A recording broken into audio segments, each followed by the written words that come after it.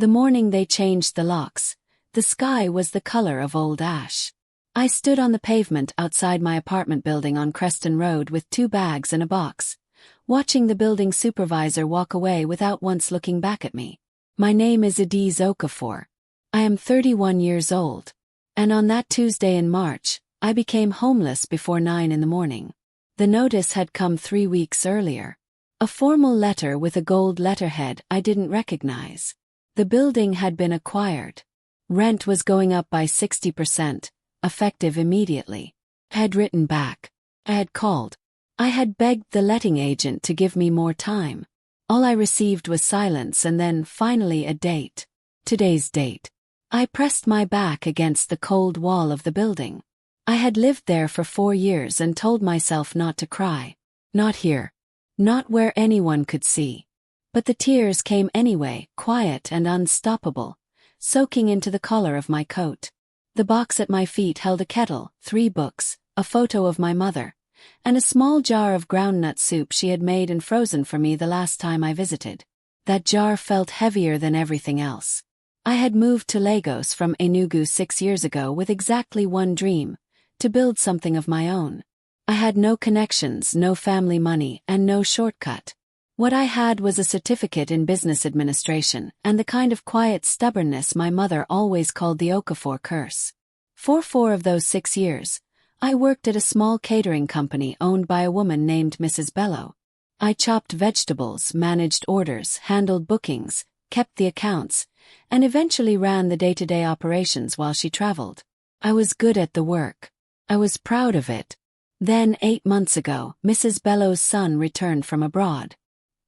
He walked into the office one Monday morning with a new tie and old arrogance, and within 2 weeks I was told my services were no longer required.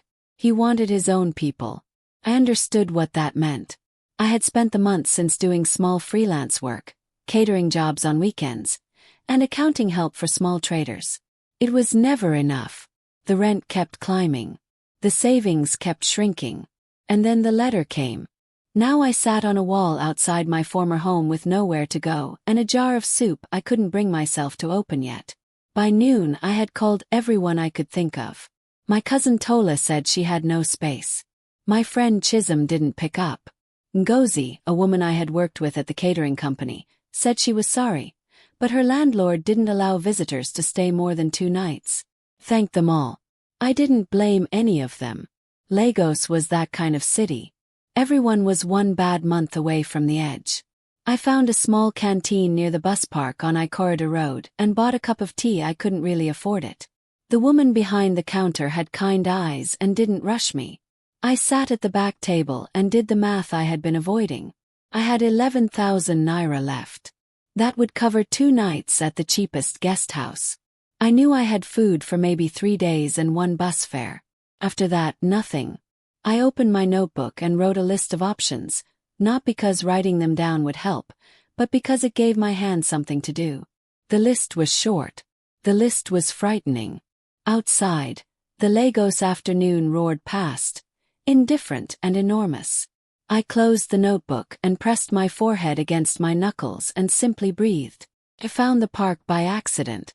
I had been walking to clear my head, dragging my bags along quieter streets behind the main road, when I turned a corner and there it was. A small public garden between 2 tall buildings, a broken fountain in the middle and 3 benches along the edge. It was not beautiful. The paint on the benches was peeling. But there were trees, and the trees were green, and after a morning of concrete and cold stairs, green felt like mercy.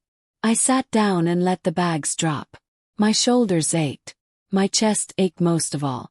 I unwrapped the sandwich I had bought from a roadside hawker and stared at it. I had eaten nothing since yesterday evening, but grief sat right where hunger was supposed to. I was still staring when I noticed the man on the bench across from me. He sat very still, wearing trousers that had once been smart but were now worn at the knees. Old shoes. No bag, no phone, no food. He simply watched the broken fountain with an expression I could not read. But his eyes were sharp. The kind of sharp that did not belong to a man who had given up. I looked at the sandwich. I looked at him. I did the calculation quickly, the way people with very little do, counting what you have against what someone else might need. Sharing food was not a rational choice.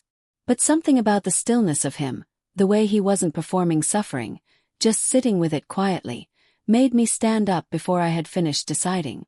I walked over and held out the sandwich. "I bought 2 by mistake," I said. It was a lie, and not a convincing one. He looked at the sandwich, then at me. His eyes were brown and steady and a little amused, as though he knew exactly what I had done. "You don't have to do that," he said. His voice was calm and low and more educated than I had expected. "I know," I said. "Do you want it or not?" He took it. He said thank you in a way that meant it. I went back to my bench and realized I still had the groundnut soup my mother had made, still frozen solid at the bottom of my bag. I pressed my hand against the jar through the fabric. Felt like holding her hand. I did not cry. I was getting better at not crying in front of strangers. We didn't speak much that first day.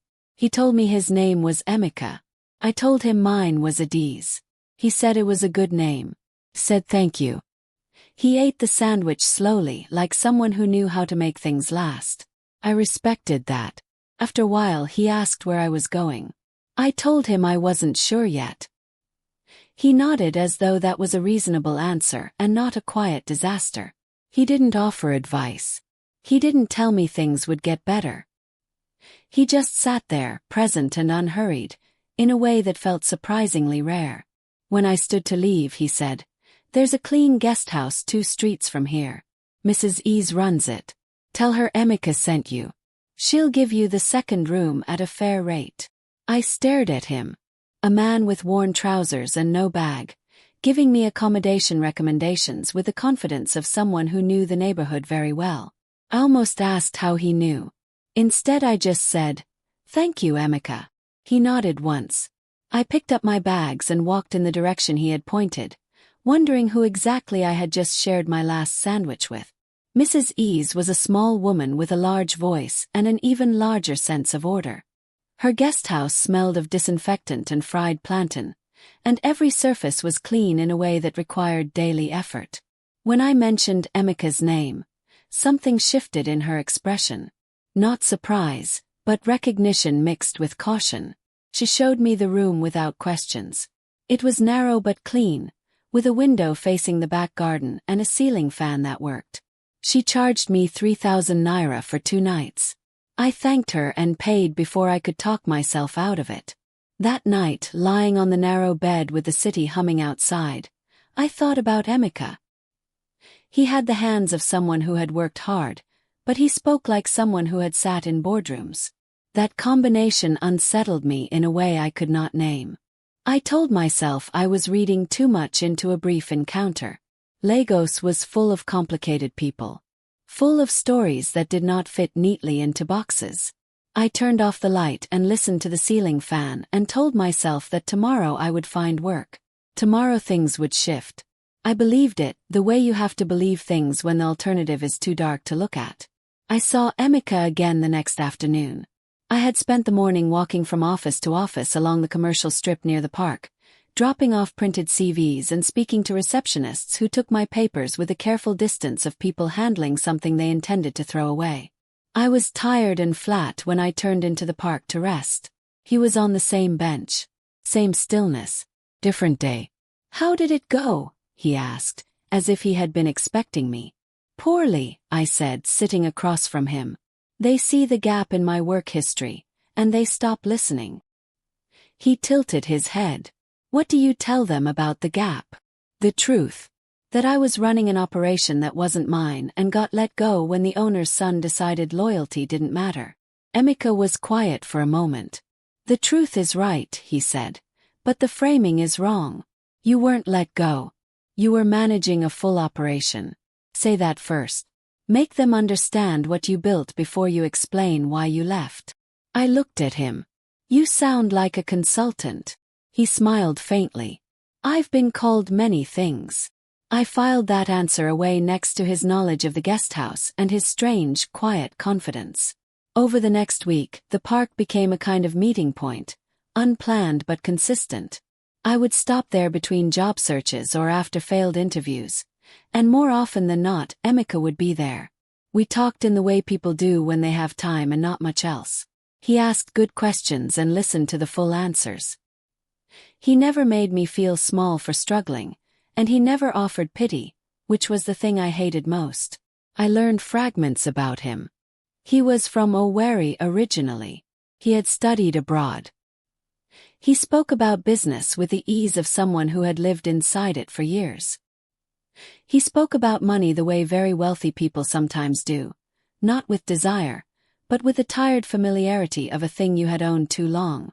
I noticed these things and stored them and told myself they meant nothing. One afternoon I brought him jollof rice from a nearby buka. He gave me that small amused look from the first day. "You don't have enough to be feeding strangers," he said. "Then stop being a stranger," I replied. He laughed properly for the first time. It was warm and unguarded, and it changed his whole face. I liked it very much and immediately told myself to be careful. The second week brought a small break. A woman named Funmi, who ran an event planning business near the market, had seen one of my CVs on a community board and called to offer 3 days of admin work.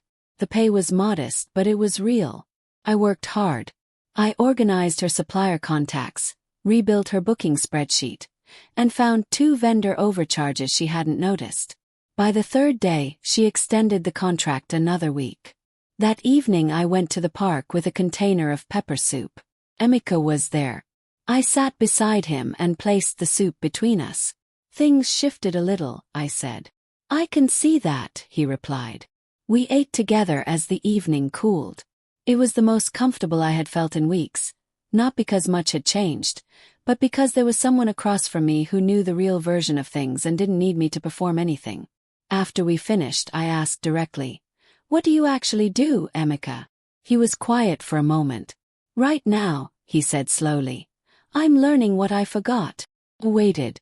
He offered nothing more. I didn't push. But I noticed his hands had gone still, the way hands do when someone is deciding how much of the truth to give. There were small signs I kept choosing not to read.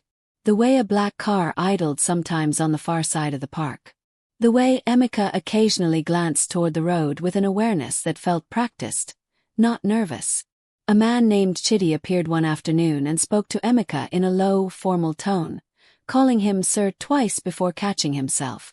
Emeka introduced Chidi as an old contact, but Chidi looked at me with a careful assessment of a security officer, not a friend. I thought about these things at night in my narrow room. I turned them over the way you turn a stone to see what lives beneath it. I told myself everyone in Lagos had layers. That men who had fallen on hard times still carried the habits of who they used to be. But kindness, I had learned the hard way, was not the same as honesty.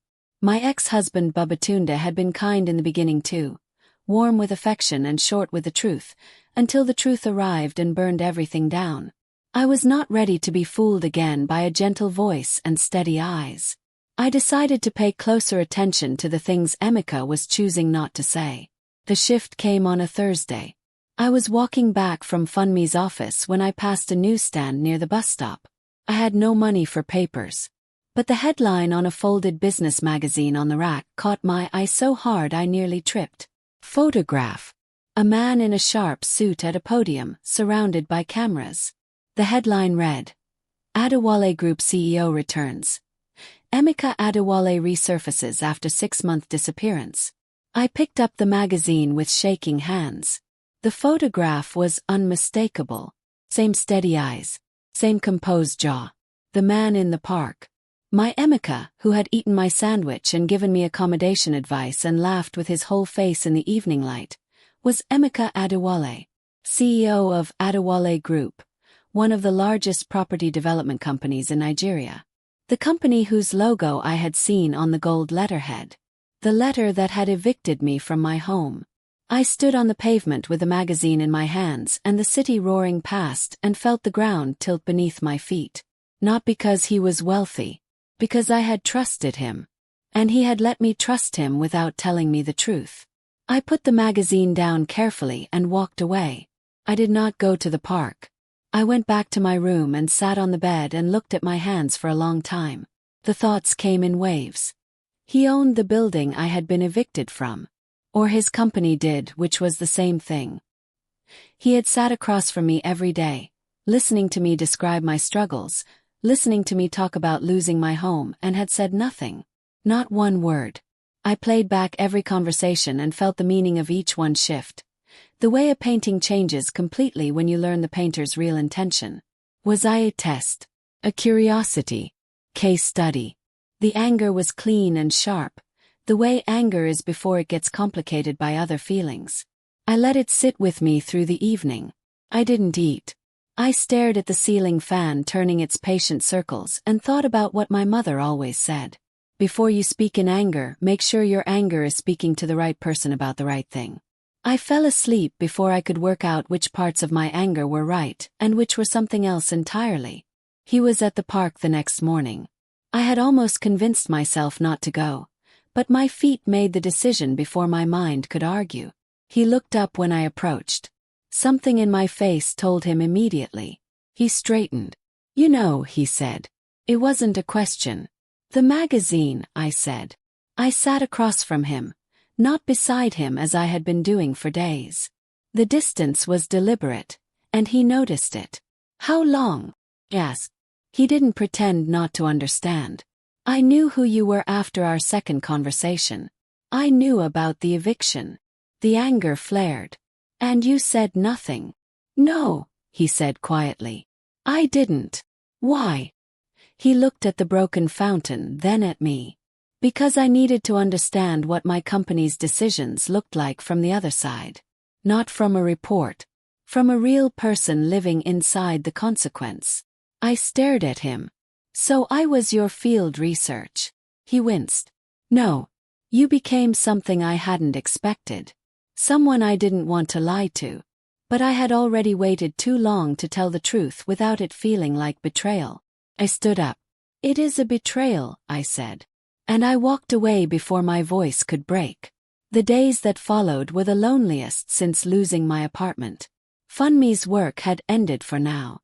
Mrs. Ease gave me a small discount on the room because she could see I was struggling, and I accepted it with a gratitude that embarrassed me. I did not go to the park. I told myself it was pride. Mostly it was self-protection.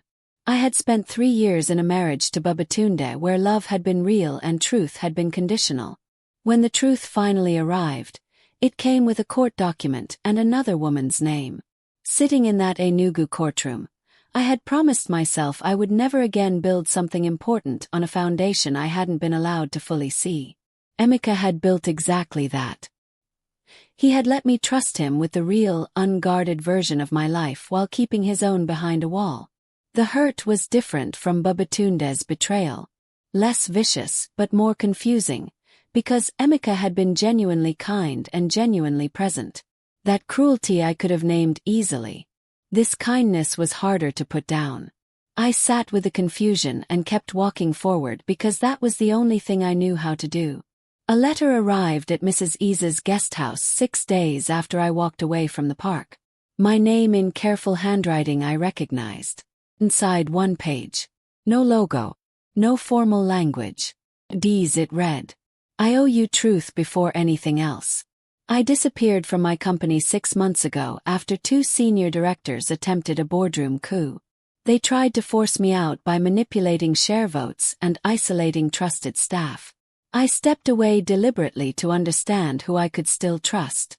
I lived without access to my accounts while Chitty and my legal team worked from inside. The park was not a performance. The hunger was real. The conversations were the most honest I have had in years. But I let you believe I was something I was not. When you gave me your sandwich, I should have told you the truth. I did not because I was afraid of losing something I had not expected to find. I'm sorry. Not on behalf of the company. As a man who made a wrong choice. I am not asking for forgiveness. I am asking for one chance to speak honestly if you allow it. Mika. I read it twice. Then I folded it under my pillow and lay in the dark, feeling more things than I had names for. I thought about writing back. I wrote 3 responses in my notebook and tore them all out. The problem was I wasn't angry anymore, and I needed my next move to come from clarity, not need. There is a particular danger for women worn thin by hardship. Warmth starts to feel like rescue, and rescue starts to feel like love, and you wake up one day having rebuilt your whole life around a person instead of yourself. I had done that once. I had quit the catering job I loved because Babatunde said it didn't match his image. I had shrunk and adjusted and apologized for years before I understood that none of it had been love. It had been compliance dressed as devotion. I would not do that again. So before I responded, I made a list. Not of Emika's qualities, but of mine. What I had built since losing everything. The work I had found. The room I was paying for myself. The way I had kept walking when walking was all I had. I read the list slowly. Then I picked up my pen and wrote a short reply. I told him I was not ready for forgiveness. But I was willing to listen. We would meet in the park. In public. On my terms. He came to the park the next morning looking like himself. Not the CEO version from the magazine, but the Emika from the bench. No driver at the curb, no suit. Just the man with steady eyes and worn shoes he had apparently chosen deliberately. I sat across from him and folded my hands. Say what you need to say, I told him. He said it slowly and completely. He told me about the boardroom coup, about the two directors who had quietly built a case against him for over a year. He told me about choosing to step back and live simply while Chidi managed the legal fight from inside the company. He told me he had not planned the absence to last this long and had not planned to meet anyone during it. He told me that the moment I walked across a park with a sandwich I couldn't afford and lied about buying two by mistake, something had shifted in him. He said he had been wrong not to tell me sooner. He didn't ask for understanding. He didn't ask for quick forgiveness. He simply gave me the full truth and left it between us, the way you put something down that you know you have no right to take back. I sat with what he said for a long time. He didn't rush me. That was still the thing I respected most about him, the absence of pressure. The world was full of people telling you to move faster, feel less, and decide sooner. Emika just waited, watching the broken fountain with that familiar patience. The building on Creston Road, I said finally. My building. He nodded. Adewale Group owns the management company that handles it. The rent increase was made by a property manager while I was away. It was not reviewed properly. I looked at him. That doesn't fix what happened to me. No, he said. It doesn't. Were there other tenants evicted?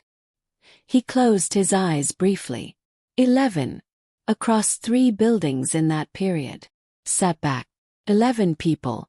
11 lives appended by a boardroom decision made by someone who had never stood on a pavement with 2 bags and nowhere to go. The anger returned, but quieter now and more useful. What are you doing about it? He asked. He looked at me with something close to relief, as if he had been hoping for that question rather than a different one. I want to show you, he said. He showed me the following week, not with words but with actions. Chidi drove me to the Adewale Group offices on Lagos Island. The lobby was large and cool, all glass and marble, designed to remind visitors that power lived here. But Emika met me at the entrance himself and took me up to a meeting room where 4 people were already seated. He introduced me not as a contact or guest, but as someone with direct experience of the problem they were there to solve. He asked me to speak first. I did. I told them about the gold letterhead. About 3 weeks of phone calls that went unanswered.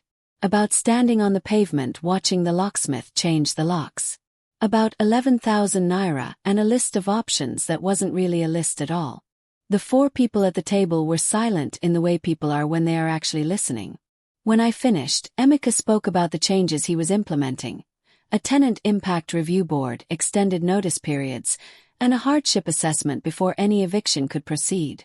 He said my account was going into the company record, not as a case study but as a name.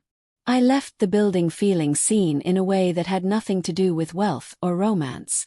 Lagos moved the way it always did while my life quietly reorganized itself. Funmi called me back for a longer contract, and this time I negotiated my rate properly. I enrolled in an evening project management course at a community skills center near Yaba. I moved out of Mrs. Ease's guest house into a small self-contained flat in Surulere that I could afford on my own earnings. On the day I got the keys, I stood in the empty room and felt something I could only describe as solid. Not happy yet, but grounded. Emeka and I continued to meet, but differently now.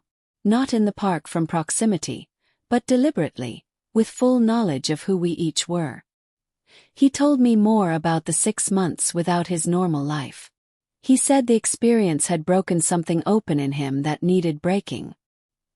He said he had built an empire and forgotten to ask whether the empire was kind.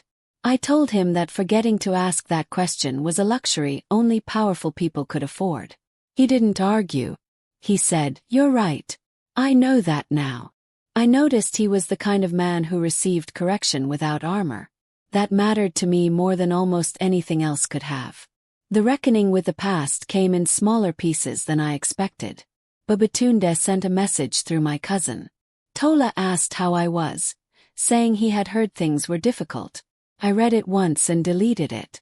Not from bitterness, but because that chapter was finished and I had no interest in reopening it for the comfort of someone who had never opened it for mine. The other piece that needed settling was my own guilt. I had spent months blaming myself for the job I lost, the marriage that failed, and the apartment I couldn't hold. I had turned every external cruelty into an internal question. What had I done wrong? Sitting with Emeka one evening in a quiet restaurant in Ikeja, I said this aloud for the first time. He put down his fork and looked at me carefully. "What did you actually do wrong?" he asked. I opened my mouth and found I had no real answer. "You didn't," he said. "You survived a system built not to see you. That isn't failure. That's endurance." I looked at my hands and breathed slowly and let the truth of those words settle into the place where the guilt had been sitting for far too long. Emeka asked me something on a quiet Saturday morning in late May. We were sitting in the park, our park, beside the broken fountain that someone had finally repaired. It worked now, a thin arc of water catching the light. He said, "I want to ask you something without any pressure behind it." I told him to go ahead. He said, "The tenant support initiative we're building at Adewale Group needs someone to lead the community consultation side. Someone who has lived on both sides of the decision. I want that person to be you." I looked at him for a long time. I thought about the many ways a powerful man could offer a woman a job as a way of buying peace or managing guilt. I looked for those things in his face and in the space he was giving me to say no. I didn't find them. "What does the role actually look like?" Yes. He described it precisely. Real work, not a courtesy title. Structured responsibility, a proper salary, and a small team. Work I had the skills for and the lived experience to do better than most people could. "I need a week to think," I said. He nodded immediately. "Take whatever you need." That was when I knew. The week I spent thinking was not really about the job. Within an hour of him asking, I knew the job was right. It aligned with everything I had been building. My skills, my experience of hardship, and my growing understanding of what fair systems looked like from the inside. The week was about everything else. About whether I could work alongside a man I was falling in love with without losing my footing. About whether I was choosing him from strength or from relief. About whether the warmth I felt in his company was real recognition or simply the comfort of someone safe after years of the opposite. I wrote in my notebook every night. I was honest with myself in ways I hadn't been when I was younger. On the last night I wrote, "I am not the woman who stood on the pavement with 2 bags and nothing ahead. I am the woman who rose from that pavement and meticulously constructed something. Whatever I choose now, I choose it as her. I don't view myself as someone in need of rescue. I view her as a person deserving of partnership." I closed the notebook and called Emeka the next morning. "I'll take the role," I said. Then, "Thank you." 2 words. Clean and unadorned. I believed them completely. The fountain in the park was fixed, and I sat beside it on the bench where I had first noticed a quiet man with worn shoes and steady eyes. I had not planned to be evicted. I had not planned to share my last meal with a stranger or to find myself slowly and deliberately trusting again. Life had not been fair to me. I would not pretend otherwise. But I had learned something worth keeping. Dignity was not something the world gave you. It was something you held onto in the morning when the locks changed, in the afternoon when CVs came back unread, in the evening when food was shared with someone who needed it as much as you did. Emeka had found himself by living without protection. I had found myself by refusing to disappear. We were, in that way, well matched. He came and sat beside me. We watched the water arc and fall. Neither of us needed to fill the silence. This was not a rescue story. It was something much harder to find and worth keeping. Two people who chose honesty when it cost them something, and found each other on the other side.